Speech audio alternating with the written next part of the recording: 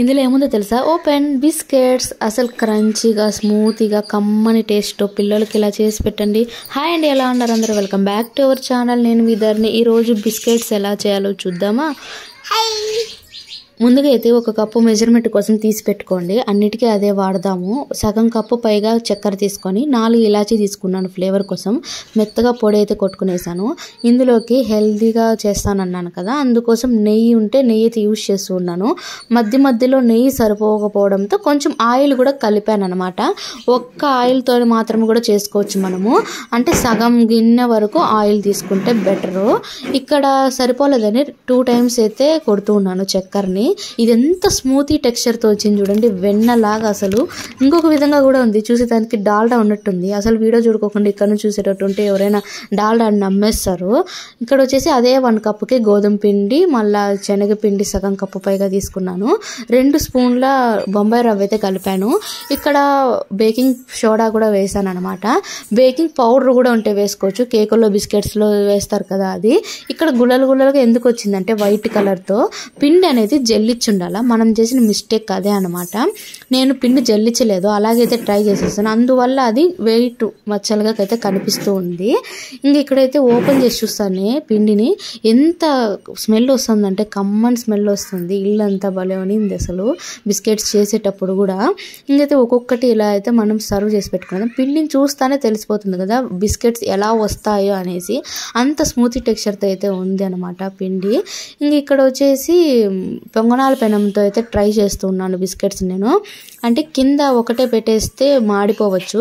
కింద మనం దోస పెనం పెట్టుకొని దానిపైన ఆవిరికి పొంగనాల పెనాన్ని కొద్దిసేపు అయితే వేడి చేసి పెట్టుకోవాలి 5 మినిట్స్.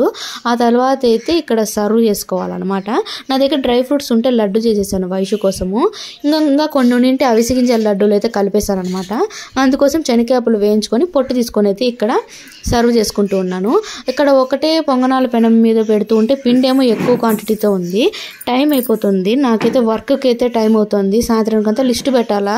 అందువల్ల నేను పక్కన నా దగ్గర చుట్టుగిద్ది లేదు, ఏం చేయాలని ఆలోచిస్తూ ఉండగా ఇలా అయితే ట్రై చేశాను.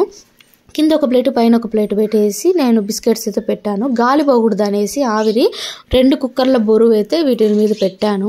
ఒకసారి ఓపెన్ చేసి 15 మినిట్స్ తర్వాత చూశాను, కొంచెం స్మూత్గానే ఉండింది. అంటే పిండి మరీ స్మూత్ అయినట్టు అనిపించింది నాకు. అందువల్ల ఒకటి శాంపుల్ తీసుకొని వచ్చి అయితే చెక్ చేస్తున్నాము. అంటే వేడి మీదే ఇలా ఉందా, చల్లగా అయిపోయినాక గట్టి పడతాయి కదా మామూలుగా కొద్దిసేపు అనేసి ట్రై చేస్తూ ఉంటే కింద కొట్టి చూస్తుంటే బ్రౌన్ కలర్లో బాగుంది, గట్టిగాను లోపల స్మూత్గా అనిపించింది. అంటే వేడి మీదే ఉన్నట్టుంది అనిపించింది. టేస్ట్ విషయానికి వస్తే కమ్మగా చాలా బాగుంది. ఇంకా దీంట్లో పెట్టేట్టు వచ్చేసి ఉబ్బినాయి అనమాట, కొంచెం పెద్దగా ఒకదానికొకటి జాయింట్ అయినట్టు అనిపించింది. ఇంకా నేను అన్నీ అయితే చల్లారినాక తీసేసాను అనమాట. అప్పుడు కరెక్ట్ బిస్కెట్స్ టెక్స్చర్తో వచ్చింది.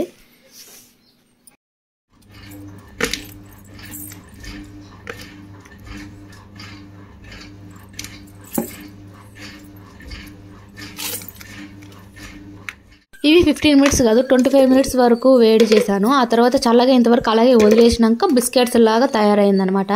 అసలు నేను తీసుకున్న క్వాంటిటీకి వచ్చేసి 50 బిస్కెట్స్ వచ్చినాయి అనమాట.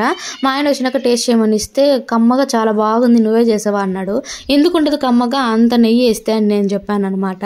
ఇలా ఇంట్లో మీరు కూడా ఒకసారి ట్రై చేయండి, చాలా బాగా వస్తాయి biscuits. And thank you for watching. ఒక్క లైక్ చేసి సబ్స్క్రైబ్ చేసుకోరా ప్లీజ్.